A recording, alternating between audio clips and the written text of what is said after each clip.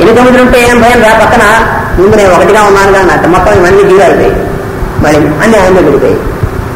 ఇది శంబరాసుర వధ అనేటువంటి కథకి సింబల్గా అన్నాడు. ఉరుక్రముడు అనేటువంటి దానికి ఇది అర్థం. శంబరాసురుడు అనేటువంటి వాడిని చంపినటువంటి వాడు అంటే అర్థం. అది ఇలాగా పురాణ గాథలో ఉన్నటువంటిది మొత్తం సృష్టి యొక్క విజ్ఞానం అంటే యొక్క సింబాలిజం అంటే ఇట్లా ఉంటుంది. దీని తర్వాత విరాట్ రూపం అనేటువంటిది ఎట్లా ఏర్పడుతుంది అనేటువంటి విషయాన్ని వివరిస్తాడు మైత్రేయ మహర్షి. అది మనం రేపు చెప్పుకుంటాం. స్వస్తి ప్రజాభ్య పరిపాలయంతాం న్యాయేన మార్గేణ మహిమనీషాః గోబ్రాహ్మణేభ్యః శుభమస్తు నిత్యం. లోకాః సమస్తాః సుఖినో భవంతు. లోకాః సమస్తాః సుఖినో భవంతు. లోకాః సమస్తాః సుఖినో భవంతు. ఓం శాంతి శాంతి శాంతి.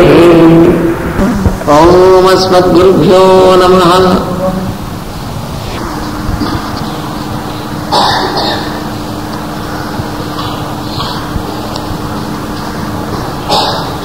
ఇట్లు విశ్వ నిర్మాణ నిపుణత్వంబు ఎరుంగం చూపుచు అన్నింటికీ అన్యోన్యతం కల్పించి తన అనుగ్రహంబునం ప్రేరితంపై కానంబడి క్రియా సామర్థ్యంబునం చెల్లొందిన తత్వ విధానంబు దేవ ప్రేరితంపై స్వకీయంబులకు వంశంబుల చేతం పుట్టించిన విరాట్ విగ్రహంపై తత్వ వితతి తమ యందు చెందిన పునరీకాక్షుని కళాంశంబున నొకటికి ఐక్యంబు వాటిల్లి పరిణతంపై రూపాంతరంబునం చెందే ఏకత్వంబున చేసి ఏకత్వంబుననేని చరాచర లోకపుంజంబులు నిండియుండు ఆ హిరణ్మయంపైన విరాట్ విగ్రహంబునొందిన పురుషుండు సర్వజీవ సమేతుండై ఉండనంత.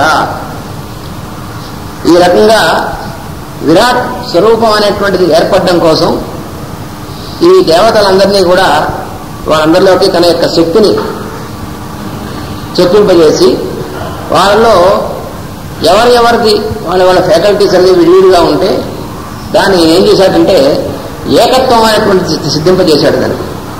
అప్పుడు ఈ దేవతలు ఏం చేశారట, ఇట్లా భగవంతుని బ్రహ్మాండమును నిర్మాణము చేయుటలో కావలసిన నిపుణత్వం ఎట్టిదో దేవతలకు తెలియజెప్పాను. సృష్టింపబడిన తత్వములకు అన్నింటికి అన్యోన్యత్వము కల్పించను. తన అనుగ్రహమున ప్రేరేపింపబడి వ్యక్తమైన 27 తత్వములను క్రియ అనబడు సామర్థ్యమును పొంది వెలుగొందినవి. నిన్న మనం చెప్పుకున్నటువంటి 27 తత్వాలు కూడా క్రియాశక్తి అనేటువంటిది ఆయన యొక్క సామర్థ్యం భగవంతుడు. ఎందుకంటే ముందు ఇచ్ఛాశక్తి జ్ఞానశక్తి అనేటువంటివి ఉంటాయి. ఈ జ్ఞానశక్తి అనేటువంటిది ఇచ్ఛాశక్తి అనేటువంటిది ఈ రెండు కూడా ఈ సృష్టి అనేటువంటిది స్వరూపం ఏర్పడడానికి ముందు ఉన్నటువంటి స్వరూపం అనేటువంటిది ఏర్పడి నామరూపాత్మకమైనటువంటి ఈ సృష్టి ఏర్పడాలంటే క్రియాశక్తి అనేటువంటిది పనిచేయాలి. అందుకనే అమ్మవారిని 3 రూపాలుగాను చెప్తారు లలిత సహస్రనామంలో. ఆ 3 రూపాల్లోనూ 3 స్టేజెస్లోనూ వచ్చినటువంటిది క్రియాశక్తిగా చివరికి వచ్చేప్పటికీ రూపాలు అనేటువంటివి ఏర్పాటు అవుతాయి. అలాగే ఇక్కడ కూడా ఈ విరాట్ పురుషుడు అనేటువంటి ఆయన ఏం చేశాడంటే క్రియ అనేటువంటిది దేవతలకి క్రియ అనేటువంటిది కలిగేట్టుగా ప్రేరేపణ కలిగించాడు. దేవతలు క్రియ చేత ప్రేరితులై తమ కర్తవ్యములను నిర్వర్తించిరి, తమ అంశముల చేత సృష్టి చేసిరి. ఈ దేవతలు దేహమునందు వర్తించు దేవతలుగా దిగివచ్చుటయే తమ అంశములతో సృష్టి చేయుట. అంటే వాళ్ళకి అంశాలతో సృష్టి చేశారు అని అంటే అర్థం మన శరీర నిర్మాణం అనేటువంటిది అప్పటి నుంచి మొదలైంది. ఎందువల్లంటే ఈ జీవుల యొక్క శరీర నిర్మాణం అనేటువంటిది మొదలవ్వాలంటే ఈ దేవతలు వాళ్ళ యొక్క అంశాలతో సృష్టి చేయాలి అని అన్నాడు. ఎందుకని మనలో ఈ అందరు దేవతల యొక్క అంశాలతో కూడినటువంటిది మన శరీరం, మన ఆకారం అనేటువంటి నిర్మాణం ఆ రకంగా వచ్చినటువంటిది. అందువల్ల ఆ అంశాలు అంటే ఈ దేహ నిర్మాణం యందు అంటే ఫిజికల్ క్రియేషన్ అనేటువంటిది ఈ భౌతికమైనటువంటి సృష్టి రావాలంటే వాళ్ళ యొక్క అంశాలతో వాళ్ళు దిగి రావడం అనేటువంటిది. దిగి రావడం అంటే వాళ్ళు ఇవన్నీ కూడా తయారు చేయడం అనమాట. అప్పుడు సృష్టింపబడిన తత్వములన్నీను దేహధారీలో ఒక మూర్తిగా నిలిచెను. అంతకుముందు పంచభూతాలు సృష్టింపబడ్డాయి, పంచ తన్మాత్రలు సృష్టింపబడ్డాయి, పంచ ఇంద్రియ శక్తులు సృష్టింపబడ్డాయి. ఇవన్నీ విడివిడిగా సృష్టింపబడ్డాయి. కానీ విడివిడిగా ఉన్నాయి కానీ ఇవన్నింటినీ కూడా కలిపి ఒక ఆకారం అనేటువంటిది రాలేదు. ఎప్పుడైతే ఈ క్రియ అనేటువంటి శక్తి అనేటువంటిది ఏర్పాటైందో అప్పుడు ఇవన్నీ కూడా కలిసి ఇవన్నిటి కూడా కలిపి ఒక ఆకారం అనేటువంటిది ఏర్పడింది. అప్పుడు అదే విరాట్ విగ్రహము. విరాట్ పురుషుని యొక్క విగ్రహం అనగా ఏమిటంటే, విరాట్ పురుషుడికి ఒక శరీరం ఎక్కడుందండి మనకు కనబడదే అంటే ఈ మొత్తం ఈ సృష్టి అంతా కూడా ఆయన యొక్క శరీరమే. ఆ శరీరానికి ప్రతీకగానే మన యొక్క శరీరాలు అనేటువంటివి కూడా పనిచేస్తున్నాయి. వానికి ఏకత్వముగా భగవంతుని అంతర్యామిత్వము నిలిచెను. ఎందుకంటే భగవంతుని యొక్క అంతర్యామిత్వం అయినటువంటిది ఈ మొత్తం అన్నిటికీ ఏకత్వంగా నిలిచింది.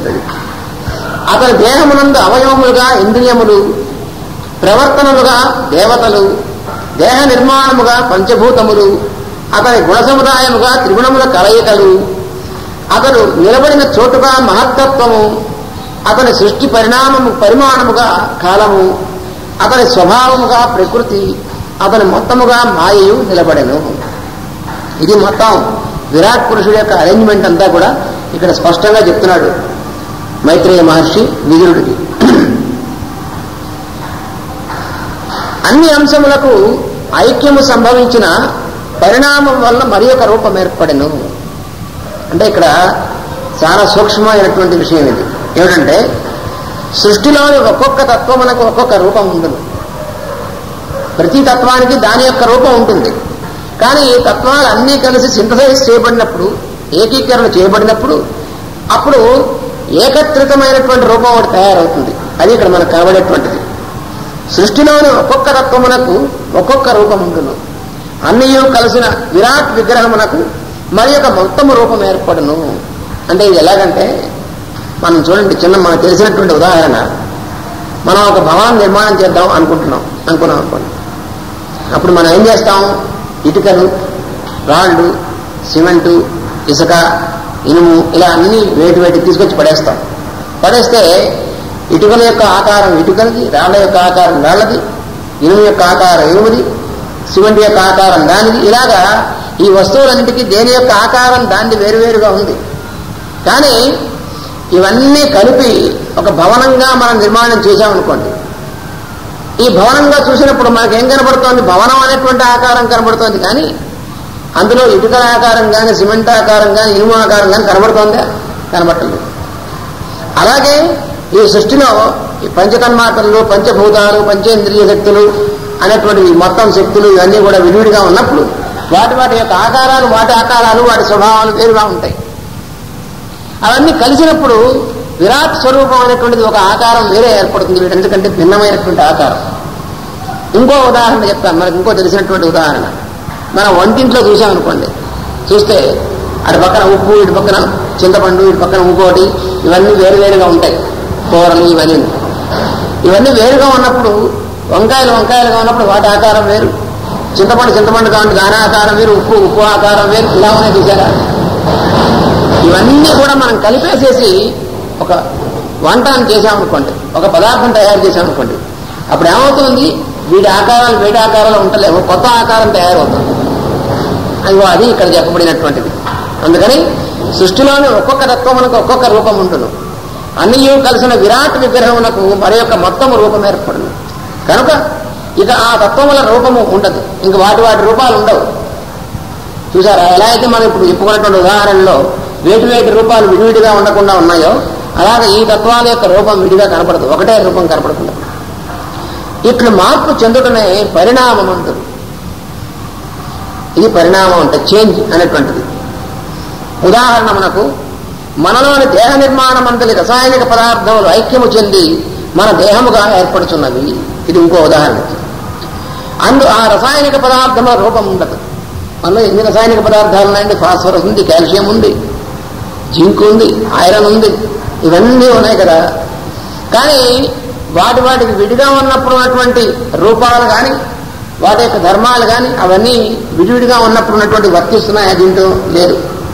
ఇలా అవన్నీ కలిసినప్పుడు ఇది శరీరము అనేటువంటి ధర్మం వర్తిస్తోంది. కానీ దాంట్లో విడివిడిగా వాటి యొక్క అస్తిత్వం అన్నట్టుగా అది తెలియదు, వాటి ఆకారాలు లేవు కూడా. ఇక తత్వములన్నింటి యందును చరాచర లోకములే ఉండును. అందువల్ల మొత్తం అన్ని తత్వాల్లో కూడా ఉన్నటువంటిది ఏమిటి? చరాచర లోకము.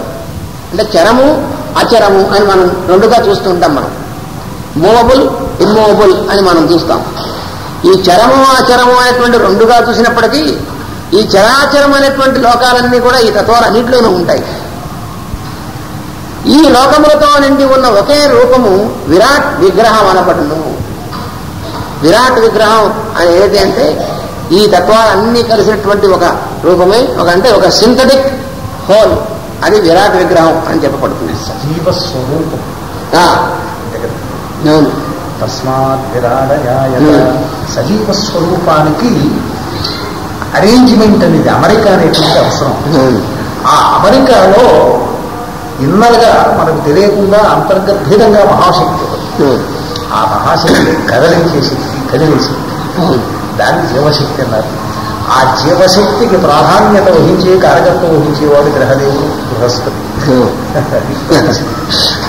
అది కూడా ఆయనకి జీవ అని పేరు బృహస్పతికి. ఈ లోకములతో నిండి ఉన్న ఒకే రూపం విరాట్ విగ్రహం అనపడు. అందువల్ల ఈ లోకములు మనం చెప్పుకున్నాం, వేరువేరు లోకాలుగా వేరువేరు మడతలుగా ఉన్నటువంటి ఉంటాయి లోకాలు. ఈ లోకాలన్నీ ఎక్కడున్నాయండి? మనలో కూడా ఉన్నాయి. మనం ఇంతకుముందు చెప్పుకున్నటువంటి క్రమంలో కూడా బయటనే ఏవేవైతే లోకాలు విడివిడిగా ఉన్నాయని చెప్పుకున్నామో ఆ లోకాలన్నీ మనలో కూడా ఉన్నాయి. ఎలా ఉన్నాయి? మనలో కూడా ఇవన్నీ లేయర్స్గా ఉన్నాయి.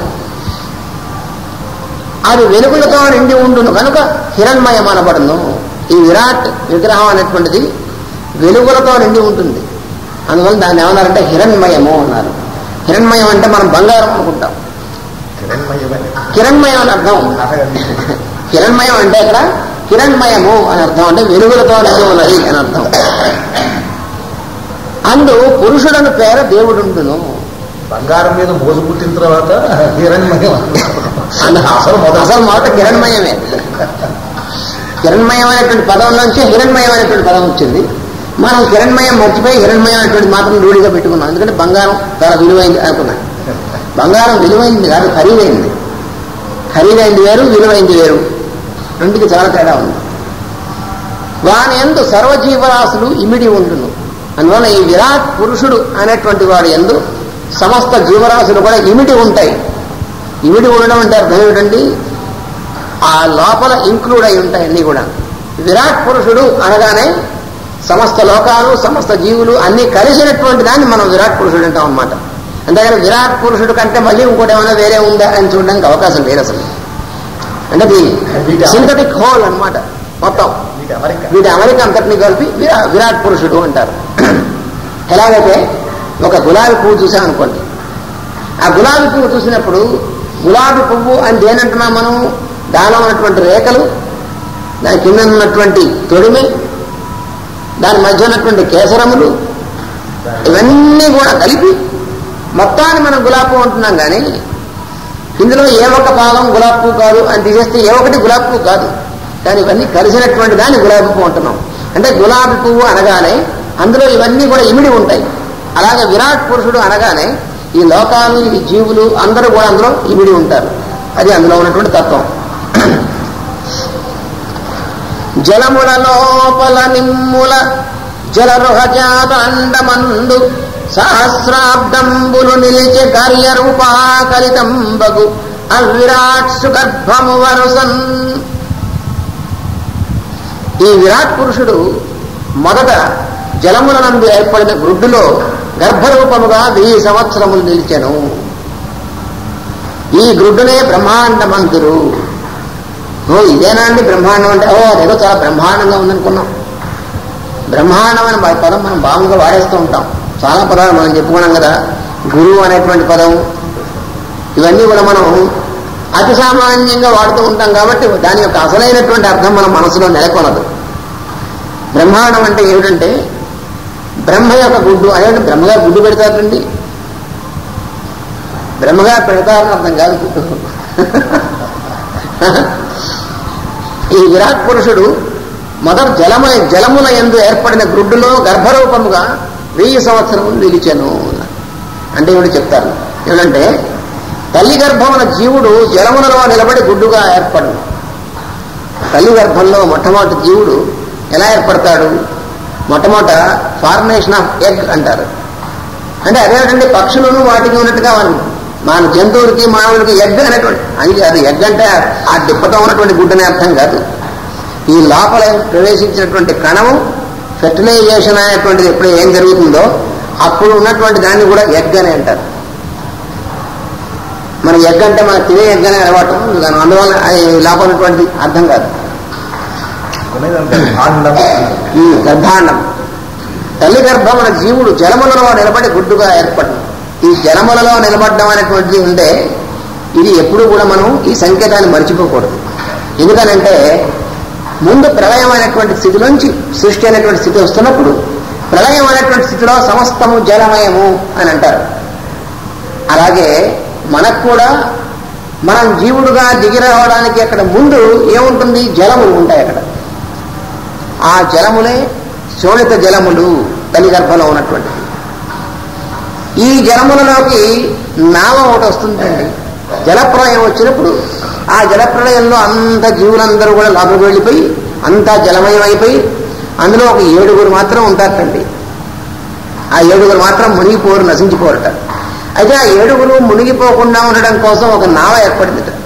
మన మత్స్యావతార కథలో వస్తుంది. ఆ నావలో ఈ 7 కూడా లోపల కూర్చున్నారట. మరి లోకమంతా జలమయం అయిపోతే ఈ ఒక్క నావ మునిగిపోకుండా ఎట్లా ఉందండి?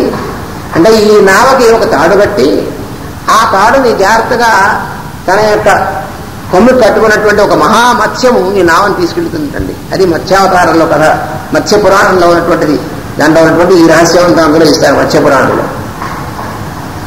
అనగా ఏమి అనంటే దాన్నే మనం ఈ పిండాండోత్పత్తి బ్రహ్మాండము పిండాండము రెండింటి కూడా ఫార్ములా ఒకటే. మనం చెప్పుకున్నాం లా ఆఫ్ కరస్పాండెన్సెస్ అని. అంటే ఏదైతే సూక్ష్మమైనటువంటి దాంట్లో ఉన్నటువంటిది ఫార్ములా ఉంటుందో అదే ఫార్ములా స్థూలమైనటువంటి దాంట్లో కూడా ఉంటుంది. దీన్నే మనకి లా ఆఫ్ కరస్పాండెన్సెస్ అని చెప్పి సీక్రెట్ డాక్టరీన్లో మేడం బ్లావర్స్కి ఆమె మనకి ఎక్స్ప్లెయిన్ చేసినటువంటిది. సౌర కుటుంబంలో ఉన్నటువంటి విషయం మనకు తెలియాలంటే ఎట్లాగండి అన్నారు. అంటే సూర్యుల్లోకి వెళ్ళగలవా?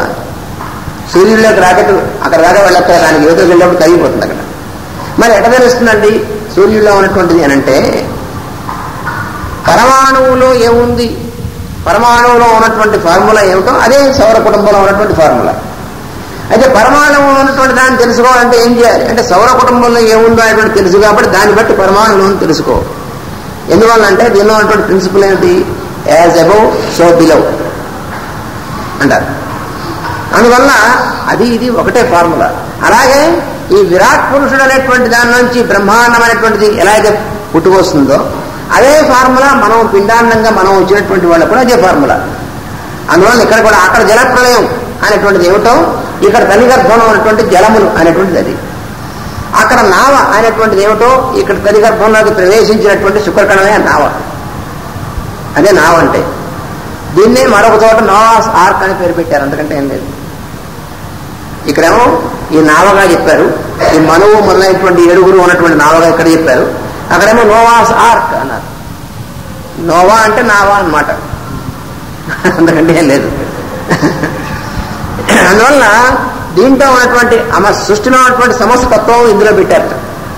పెడితే ఈ తల్లి గర్భంలోకి ప్రవేశించినటువంటి ఈ నావలో ఎక్కినటువంటి వాళ్ళు ముందు జలమయమైనటువంటి దాంట్లో ఎలా వెళ్తున్నారు నావలో. మళ్ళీ సృష్టి మొదలయ్యేప్పటికీ అక్కడ భూమి ఏర్పడిందిట. వీళ్ళందరూ భూమి మీదకి దిగారట వాళ్ళ యొక్క పనిముట్లు సాధనాలు పట్టుకుని. అంటే మళ్ళీ సృష్టి మొదలు పెట్టడం కోసం. అంటే అర్థం ఏమిటి? ఈ లోపలికి ప్రవేశించినటువంటి శుక్రకణం ఈ జలముల్లో తిరిగి ఈ గర్భాండం అనేటువంటి దాంట్లోకి ప్రవేశించి ఆ ప్రవేశించినప్పటి నుంచి పెరుగుదల మొదలవడం అనేటువంటిదే సృష్టి మొదలవడం అంటే. అదే భూమి ధరల్లో ఉంటాయి. అంటే ఫిజికల్ క్రియేషన్, భౌతికమైనటువంటి ఆకారం ఏర్పడమే ఈ నావ భూమికి తట్టుకోవడం అంటే అర్థం అది అక్కడ. అందువల్ల అందులో అవయవాదులు కరిగిపోయిన స్థితిలో నిలిచి రాబోవు కాలమును మొలకలెత్తుటకై వేచి అంటే తల్లి గర్భంలో ఉన్నటువంటి జీవుడు జలముల్లో నిలబడి గుడ్డుగా ఉంటాడు. అప్పుడు ఏమవుతుంది? విత్తనంలా ఉంటాడు. మన గుడ్డు అంటే ఇక్కడ ఏం లేదు, విత్తనంలాగా. రాబో కాలమును మొలకెత్తుటకై వేచి ఉంటును. ఎలాగైతే విత్తనంలో ఏముందండి? మర్రి విత్తనం చూసాం. ఆ విత్తనంలో ఏముంది? ఏం కనపడదు.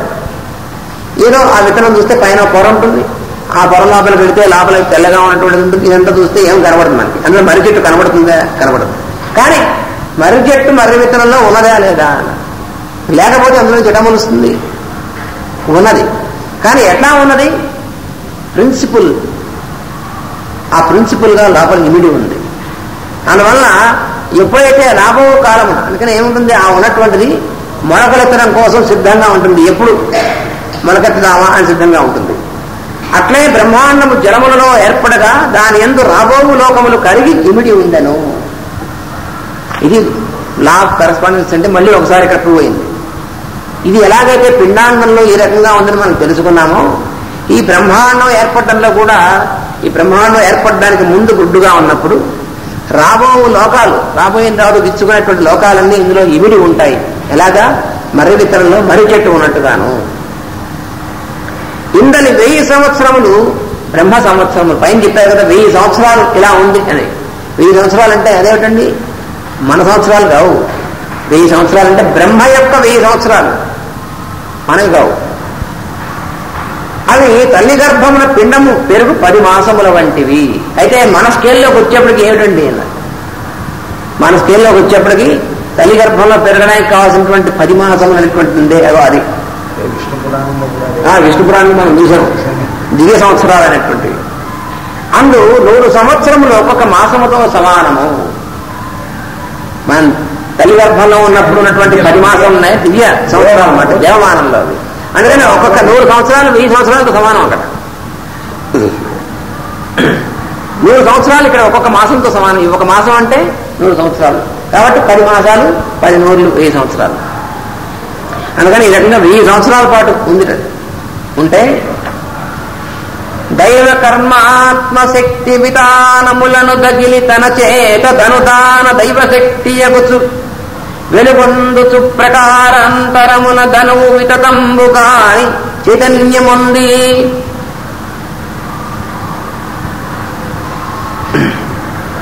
రూప సంసక్తి చేసి నిరూఢ కర్మశక్తియును వృత్తి భేద సంసక్తి 10 విధములు కలిగిన ప్రాణరూపమున ఆత్మశక్తి బోధత్వమగుతున్న శక్తి కలిగి దైవము, కర్మ, ఆత్మ, శక్తి అనబడు విస్తృతులతో ఈ అండం నిలుచును. అంటే విస్తృతులు అంటే ఎక్స్పాన్షన్స్. ఏమిటి ఎక్స్పాన్షన్స్ అనేటువంటిది?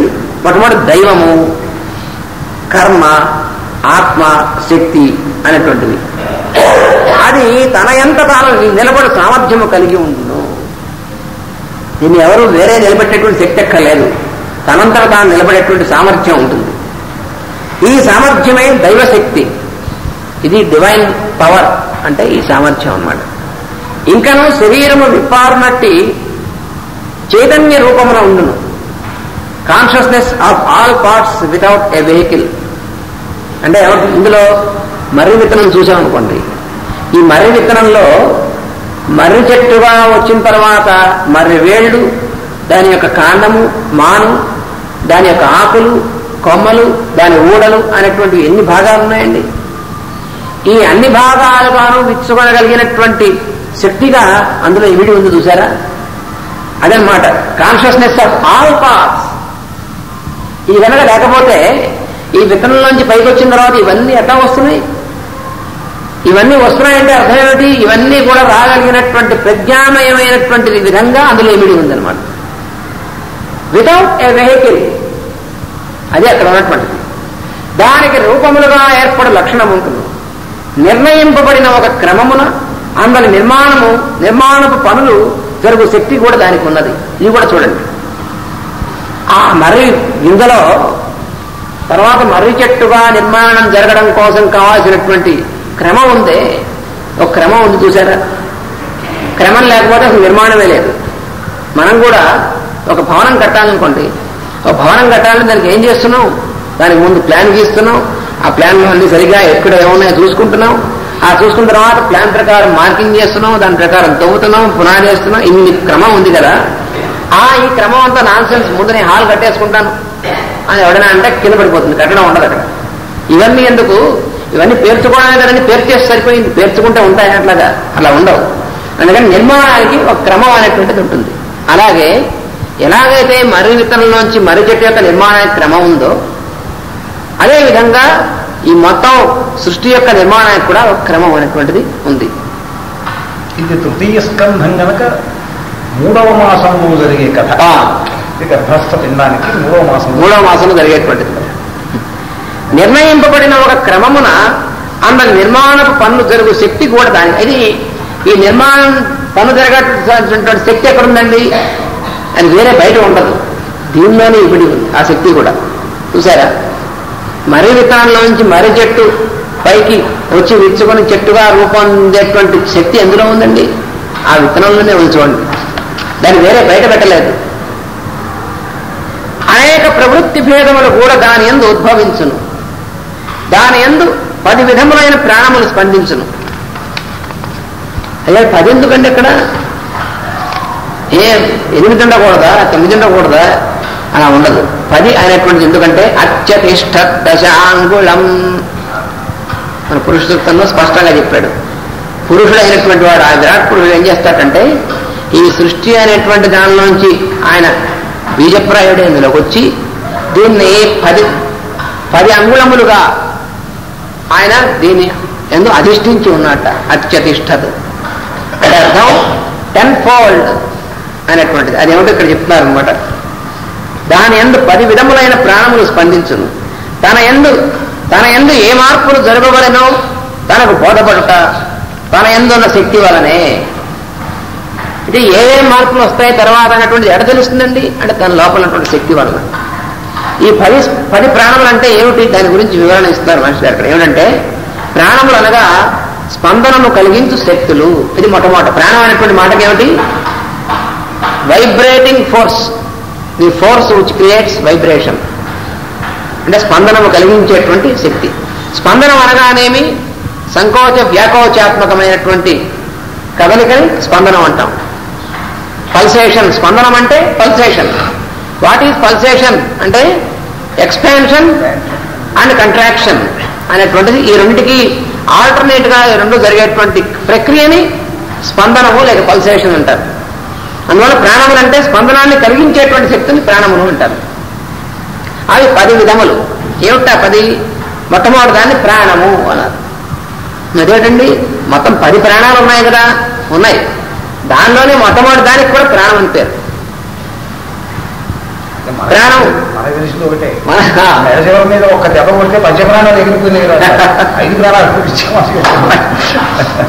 అవునా? వాడు పంచప్రాణాలు ఎగిరిపోయాయండి అంటూ ఉంటారు. ఏమిటా పంచప్రాణాలు? మొట్టమొదటి దానికి మొట్టమొదటి స్పందనానికి ప్రాణము అంటారు. ప్రాణం అనగా మనం చెప్పుకున్నాం ఎదురు, కానీ మళ్ళీ మళ్ళీ చెప్పుకోవాలి, అది మనకి వెళ్ళిపోతుంది బుర్రలోంచి. ప్రాణం అంటే ఏమిటి? మన చుట్టూ అంటే సర్కంఫరెన్స్ అంటే పరిధి నుండి కేంద్రము వైపు పనిచేసేటువంటి శక్తి. అంటే ఏమిటి? మన చుట్టూ ఉన్నటువంటి బాహ్యము నుండి లోపలికి స్వీకరింపగలిగేటువంటి శక్తిని ప్రాణం అంటాం. అది ప్రాణస్పందనం.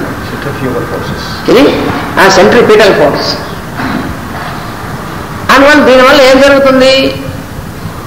మనం బయట నుంచి లోపలికి గాలి తీసుకోవడం అంటే ఉచ్ఛ్వాసము, అలాగే బయట నుంచి ఆహారం మనం లోపలికి తీసుకోగలగడము, ఇంటేక్ ఆఫ్ ఫుడ్ అనేటువంటిది. అలాగే మనకి గ్రహణ శక్తి అంటే పవర్ ఆఫ్ పర్సెప్షన్, మన ఇంద్రియముల ద్వారా మనం లోపలికి బయట ఉన్నటువంటి వస్తువుని వాటి యొక్క స్పందనాన్ని వాటిని లోపలికి తీసుకుంటున్నామే, ఆ గ్రహణ శక్తి అనేటువంటిది. ఈ మొత్తం ఇవన్నీ కూడా ఏవైతే మన పరిధి నుంచి మన లోపల ఉన్నటువంటి కేంద్రం వైపుకి పనిచేసేటువంటి లోపలికి తీసుకునేటువంటి శక్తి ఉందో దాన్ని ప్రాణము అంటారు. ఇది మొట్టమొదటి స్పందన. రెండవది అపానము అనేటువంటిది. ఇదేమిటి అన్నారు అంటే దీనికి వ్యతిరేకమైనటువంటిది. ఇందాకదేమో సెంట్రిపిటల్ అంటే సర్కంఫరెన్స్ టు సెంటర్, పరిధి నుంచి కేంద్రాన్ని పనిచేసేటువంటిది. ఈ అపానము సెంటర్ టు సర్కంఫరెన్స్ అంటే దీన్ని సెంట్రిఫ్యూగల్ అంటారు. ఇదేం చేస్తుంది? దీనివల్ల ఏం జరుగుతోంది? నిశ్వాసము అంటే గాలి బయటికి వదలగలగడం, అలాగే లోపల జీర్ణమైనటువంటి ఆహారం పోగా ఉన్నటువంటి మలముల్ని బయటికి పంపించేటువంటిది అంటే ఎక్స్క్రీషన్, అది కూడా దీనివల్ల జరుగుతుంది. అలాగే మూడోది ఎక్స్ప్రెషన్, అంటే మనకి లోపల ఉన్నటువంటి దాన్ని బయటికి మనం ఉచ్చరించడం అనేటువంటిది కూడా దీనివల్ల జరుగుతుంది. అందువల్ల మన లోపల కేంద్రం నుంచి పరిధి వైపుకి పనిచేసేటువంటి స్పందనాన్ని అపానము అంటారు. మూడోది వ్యానము. ఈ వ్యానము అనేటువంటిది కూడా మరొక సెంట్రిపిటల్ ఫోర్స్, అంటే పరిధి నుంచి కేంద్రాన్ని పనిచేసేటువంటిది. దీనివల్ల ఏం జరుగుతుంది, మన యొక్క శరీరం యొక్క ఆకారము బయట నుంచి లోపలికి నిలబెట్టబడుతుంది ఈ వ్యానం వల్ల. మళ్ళీ ఉదానము నాలుగోది, ఇది మళ్ళీ సెంట్రిఫ్యూగల్ ఫోర్స్, అంటే కేంద్రం నుంచి పరిధి వైపు పనిచేసేటువంటిది. ఉత్ ఆనము ఇదేం చేస్తుందంటే మన యొక్క శరీరం యొక్క ఆకారాన్ని లోపల నుంచి బయటికి జాగ్రత్తగా అట్టబెడుతుంది. అలా పెట్టకపోతే ఏమవుతాం, మనం కేవలం బయట నుంచి లోపలికి మాత్రమే పనిచేసేటువంటి శక్తి పనిచేస్తాం అనుకోండి, మనం ఇలా అయిపోయి సన్న దారంగా అయిపోయి దుఃఖం పడిపోతాం, మనం ఉండం. మనం లేదా లోపల నుంచి బయటికి పనిచేసేటువంటిది మాత్రమే పనిచేస్తాం అనుకోండి, ఇలా బెలూన్లో అయిపోయి టాప్ పైకిపోతాం. కాబట్టి ఈ రెండు స్పందనాలు అనేవి జాగ్రత్తగా పనిచేస్తూ ఉంటాయి. ఇప్పుడు ఐదవది సమానము అన్నారు. సమానం అంటే దాంట్లో సమానము, మానం అంటే మెజర్, సమానము అంటే మెజర్స్తో కూడినటువంటిది. అంటే ఈ ముందున్నటువంటి వాటన్నిటినీ కూడా సరైనటువంటి సమమైనటువంటి పాలలో ఉంచేటువంటి స్పందనము. ఇవి బాగానే ఉన్నాయి, ఇవి మనకు తెలుసు. ఈ తర్వాత ఏమిటి, ఆరోది నాగము అన్నారు. ఇవి ఒక్కొక్కటి మళ్ళీ మనకి చెప్తారు. నాగం అంటే ఏమిటి, ఇవన్నీ కింద మళ్ళీ ఇచ్చారు మనకి. నాగము, కూర్మము, 7వది కూర్మము, 8 ధనంజయము, 9 కృకలము, 10 దేవదత్తము. మళ్ళీ కింద వివరణ ఇచ్చారు. ఇందులో మొదటి 5 పంచప్రాణము అనకూడదు. ఇప్పుడు మనం చెప్పుకున్న ప్రాణ, అపాన, వ్యాన, ఉదాన, సమానములు అనేటువంటి వీటిని పంచప్రాణములు అంటారు. వెలుపలి వస్తువులు లోపలకు ఆకర్షించుటకు ప్రాణం పనిచేయను, లోపలి వస్తువులను వెలుపలకు నెట్టుటకు అపానము పనిచేయను, కనుకనే ఈ రెండును ఉచ్ఛ్వాస నిశ్వాసాదులను కలిగించును. ఇది మొదటి 2. దేహమందలి ధాతువులను పనిచేయించుటకు స్పందించున్నది వ్యానము. ఇది కూడా వ్యానానికి లోపల ఉన్నటువంటి ధాతువులు ఉంటాయి, వాటిని పనిచేయడం కోసం స్పందిస్తుంది వ్యానం అనేటువంటిది. దేహం ఒక ఆకార నిర్మాణముగా నిలబడటకు లోపల నుండి కందిపట్టున్నది స్పందనము ఉదానము. దేహమందలి వృత్తులను సమ్ముగా పంచి ఉంచున్నది సమానము. ఇవి ఈ పంచప్రాణాలు. కూర్మము 6వది నాగము అనేటువంటిది ఒకటి కూర్మం. నాగం అనగా 6వది నాగము. నాగం అనగా రక్తనాళముల వెంట నరముల వెంట ప్రజ్ఞ ప్రాకునట్లు చేయున్నది. చూడండి, మన ఒంట్లో రక్తనాళాలు ఉన్నాయి, ఎన్నో నాళాలు ఉన్నాయి. అలాగే మన ఒంట్లో నరాలు ఉన్నాయి. మనకి తేడా తెలియక ఈ నరం అంటూ ఉంటాం, ఈ పైకి కనిపించే నరాలు కావు. నరానికి ఇంజక్షన్ ఇచ్చారంటూ ఉంటారు చాలా మంది. నరానికి ఎవరు ఇంజక్షన్, రక్తనాళానికి ఇస్తారు, వెయిన్. ఈ కనిపించేటువంటి రక్తనాళాలను కూడా నరం దొరకలేదండి అంటుంటారు. నరం కాదు దొరికేది, తెలియక పొరపాటు అంటుంటారు. నరం వేరు, రక్తనాళం వేరు. ఇంట్రావెనస్, ఇంట్రా నర్వస్ కాదు, ఇంట్రామస్క్యులర్. అందువల్ల నాళములు అనేటువంటివేమో రక్తవాహికలు, నరములు అనేటువంటివేమో స్పర్శవాహికలు అని దానికి దీనికి తేడా. ఈ నాగం అనేటువంటి శక్తి వల్ల ఏం జరుగుతుందంటే, ఈ రక్తనాళికలు ఉన్నాయి, వెయిన్స్ అనేటువంటివి, శిరలు ధమనులు అనేటువంటివి 2 రకాలు ఉన్నాయి నాళాలు మనకి. అంటే వెయిన్స్ అండ్ ఆర్టరీస్ అనేటువంటివి. ఈ వెయిన్స్ అనేటువంటి దానివల్ల చెడు రక్తం అంతా కూడా బయట నుంచి గుండెలోకి ప్యూరిఫికేషన్ వెళ్ళేటువంటిదంతా వెయిన్స్ వల్ల, అవి ధమనులు. తర్వాత శిరలు, ఇది. తర్వాత ధమనులు అనేటువంటివి లోపల తయారైనటువంటి మంచి రక్తాన్ని శరీర భాగాలను తీసుకొచ్చేటువంటివి, ఇవి ఆర్టరీస్ అనేటువంటివి. ఈ 2 రకాలైనటువంటి నాళాలు మనలో పనిచేస్తుంటాయి. ఈ 2 రకాలైనటువంటి నాళాల్లోనూ ఈ రక్తం యొక్క ప్రసరణం అనేటువంటిది దేనివల్ల పనిచేస్తుందండి? ఒక ప్రజ్ఞ ఉండాలి కదా, లేకపోతే ఊరికి దానితో పనిచేస్తుందా? చేయదు. వీటంబడే ఒక ప్రజ్ఞ పనిచేస్తుంది. ఆ ప్రజ్ఞని ఏమన్నారంటే నాగము అన్నారు. నాగం అని ఎందుకన్నారంటే, నాగం అంటే పాము కదా, పాములాగా దీనంబడే కూడా పాకుతుంది అనమాట. అది పాకుతూ ఉంటే దాని వెనకాల ఇది పాకుతూ ఉంటుంది. ముందు నాగమైనటువంటి ప్రజ్ఞ పనిచేస్తుంటే దాని వెనకాల రక్త ప్రసరణం అనేటువంటిది పనిచేస్తూ ఉంటుంది. అలాగే ఇంకోటి నరములు అనేటువంటివి, ఈ నర్వ్ టిష్యూ అనేటువంటిది ఉందే, ఇది చాలా చిత్రమైనటువంటిది. మనకి మోడర్న్ మెడిసిన్లో కొంతవరకు తెలుస్తుంది దీని గురించి. న్యూరాలజీ అనేటువంటి సబ్జెక్ట్ ఉంది.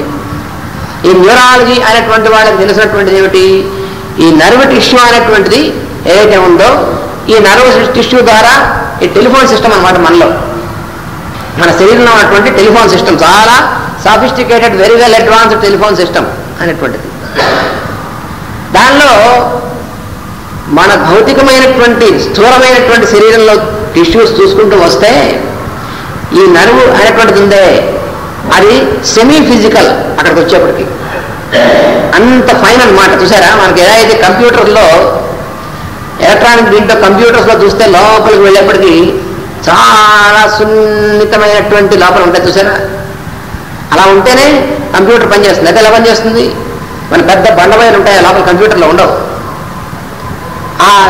అవి ఎలా అయితే ఉంటాయో అవి ఏం చేస్తాయి, అంత ఫైన్గా ఉంటాయి కాబట్టి వాటి ద్వారా ఇంత ఫైన్గా ఉన్నటువంటి వైబ్రేషన్స్ పనిచేస్తాయి ఎలక్ట్రానిక్స్లో. అది మనకు తెలుసు.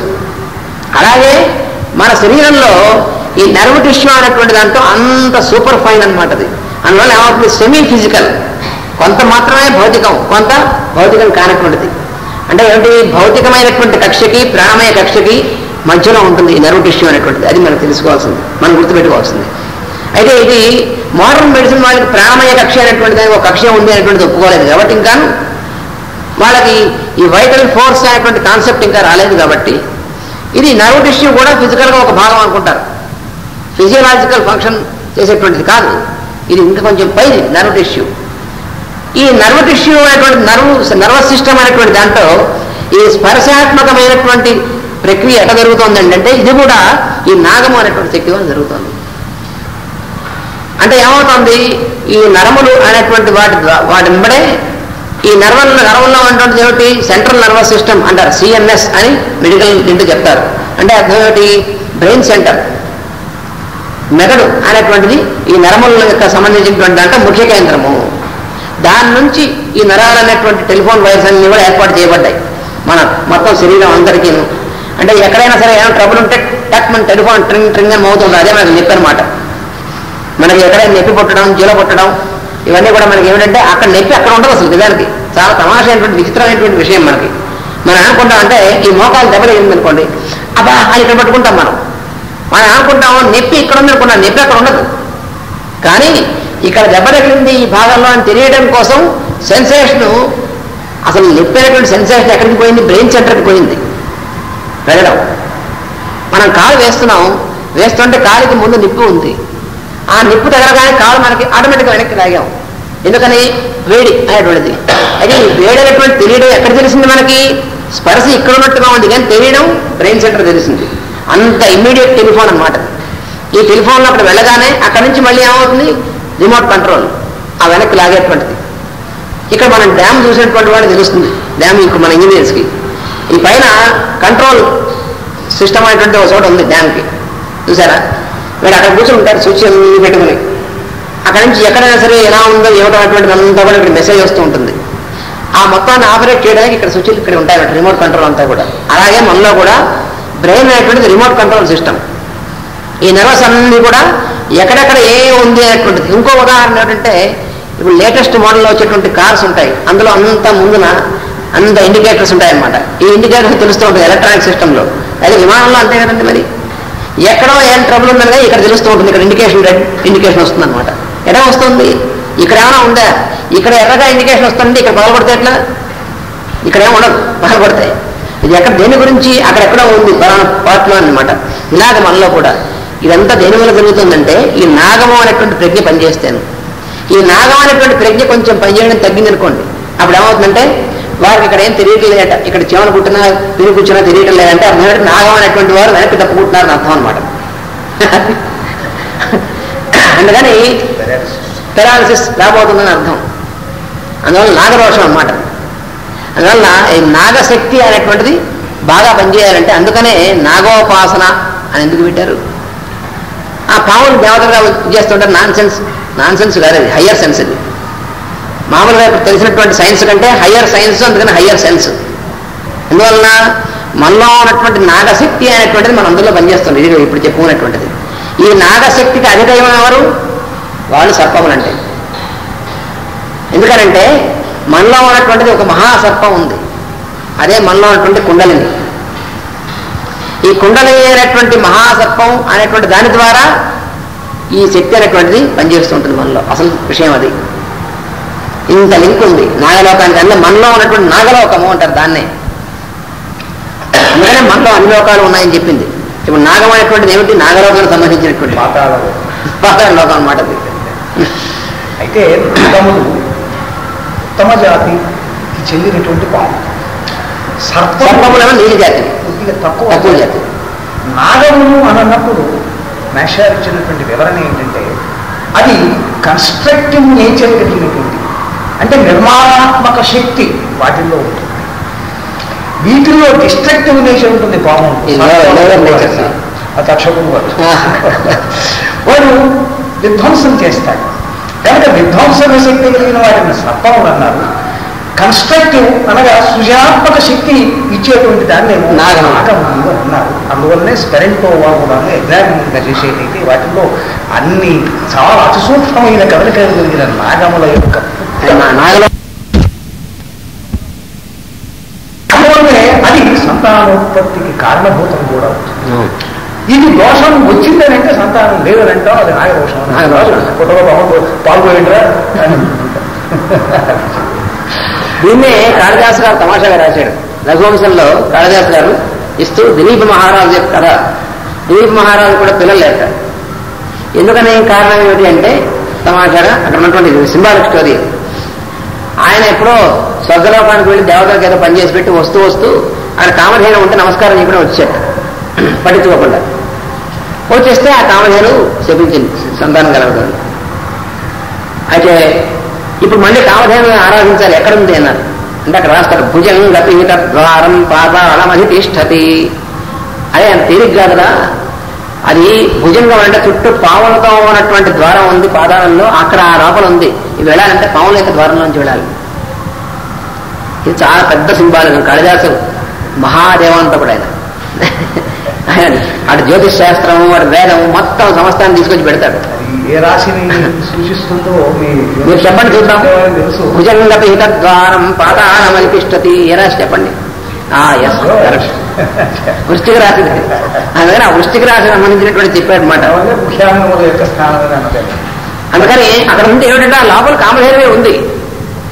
అక్కడ పొరపాటు పడ్డాడు ఆయన పట్టించుకోకుండా. అంటే అర్థం ఏమిటి? ప్యూరిటీ అనేటువంటిది ఉత్తములైనటువంటి వాళ్ళు రావడం కోసం అది దానికి కథ. అందుకని మళ్ళీ ఆ కామధేను యొక్క పిల్ల అయినటువంటి నందిని ధేనుని ఆరాధన చేస్తే మళ్ళీ ఆమెకు అనుగ్రహంతో రఘుమహారాజు మహాత్ముడు దిగి వచ్చాడు. అది తమాషైనటువంటి కథ. అది ఆ వశిష్టాశ్రమానికి రావటం. ఆ వశిష్టాశ్రమానికి రావడం అంటే లియోలో అనగా సింహరాశిలో ప్రవేశించడం. ఆ సింహంలో అక్కడ సింహరాశి యొక్క కథ కూడా దాంట్లో విచిత్రంగా చూడాలి. అక్కడ ఒక పరీక్ష, అగ్ని పరీక్ష. అంత ముందు తారసు కూడా ఇచ్చాడు.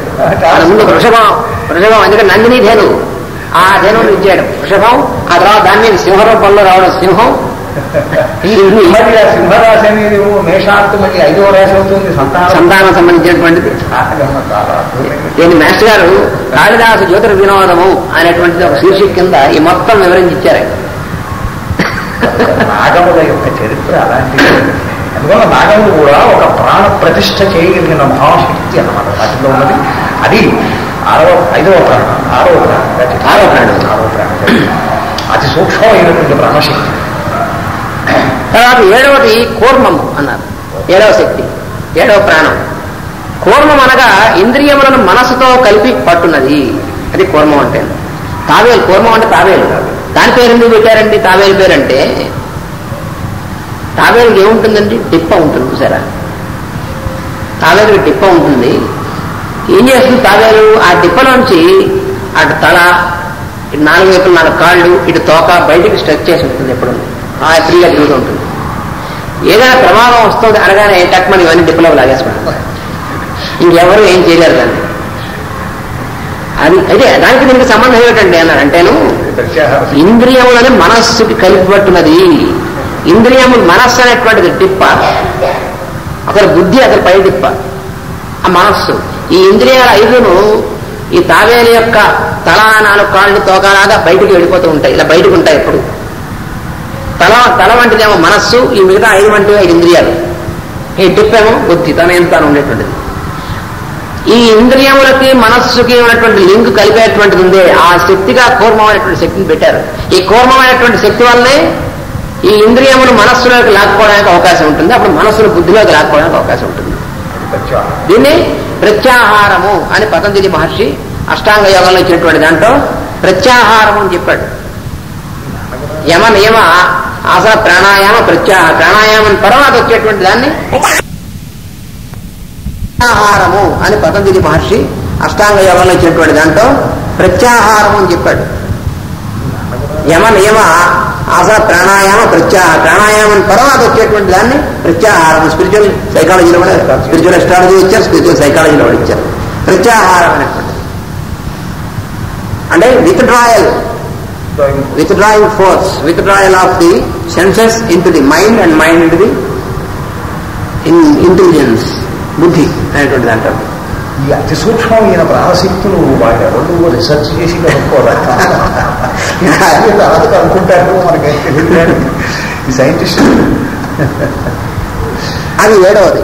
తర్వాత 8వది ధనంజయము. ధనంజయం అనగా దేహమును వంచన విల్లువలే బిగువుగా నిలుపునది. ఆ శక్తికి ధనంజయం అని పేరు. ఈ శరీరాన్ని మొత్తాన్ని గట్టిగా నిలిపేటువంటి ఫోర్స్ లేకపోతే ఈ శరీరం ఇట్లా పడిపోయి అయిపోదు ఏమండి. ఈ శరీరం ఇట్లా కరెక్ట్గా ఒక విలులాగా ఉందంటే ఎట్లా ఉంది? ఈ ధనంజయం